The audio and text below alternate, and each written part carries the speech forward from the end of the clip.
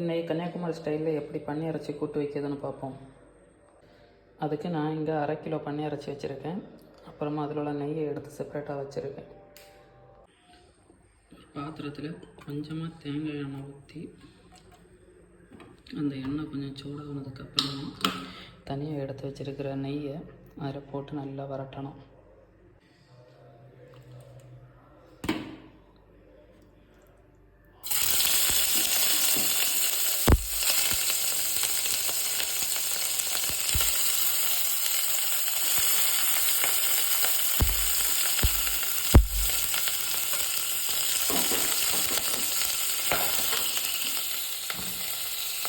அடுத்து நம்ம இஞ்சி வெள்ளை பிடிச்சி தச்சு வச்சுருக்கு. அப்புறமா கொஞ்சம் பச்சை மிளகு, 2 பச்சை மிளகு, அடுத்து சின்ன உள்ளி, கொஞ்சம் கறிவேப்பிலை.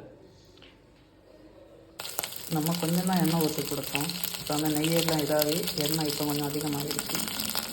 இனி நம்ம இதில் சதைச்சி வச்சுருக்கக்கூடியதான வெள்ளைப்பூடு, இஞ்சி இதை இதில் சேர்த்து கிண்டி கொடுக்கணும்.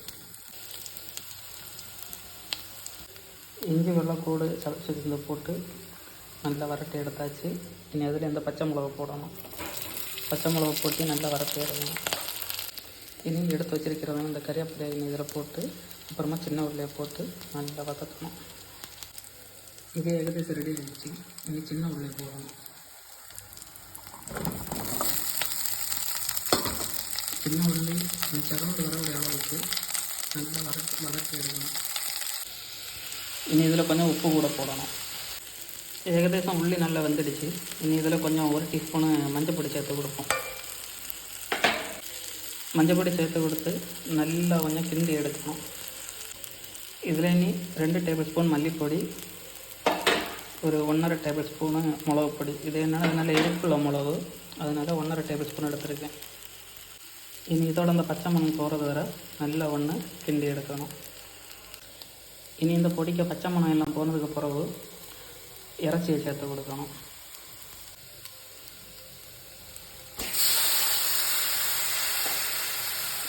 அடுத்து இதை நல்லா ஒன்று மிக்ஸ் பண்ணி கொடுக்கணும். நம்ம மசாலா ஐட்டம் என்ன பிடிக்கக்கூடிய அளவுக்கு.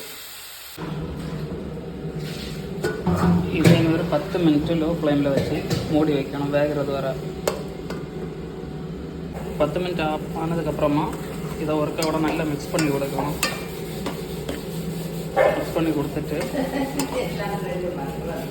மிக்ஸ் பண்ணி கொடுத்துட்டு அப்புறமா இதில் கொஞ்சம் நல்ல மிளகு பொடி கூட ஒரு 1 டேபிள் ஸ்பூன் நல்ல மிளகு பொடி கூட போட்டு நல்லா மிக்ஸ் பண்ணி கொடுக்கணும்.